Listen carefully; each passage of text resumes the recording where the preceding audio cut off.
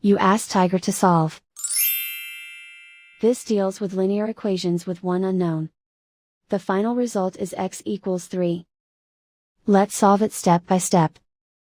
Simplify the expression. Expand the parentheses. Simplify the arithmetic. Expand the parentheses.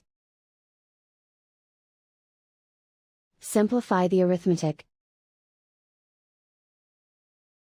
Group all x terms on the left side of the equation. Subtract 2x from both sides. Group like terms. Simplify the arithmetic.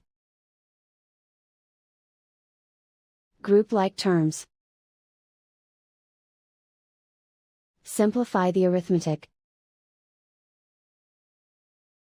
Group all constants on the right side of the equation. Add 5 to both sides. Simplify the arithmetic.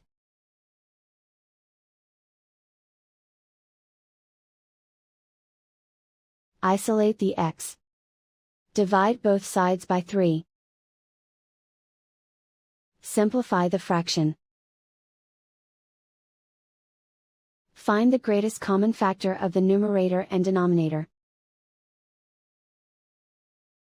Factor out and cancel the greatest common factor. And so the final result is x equals 3.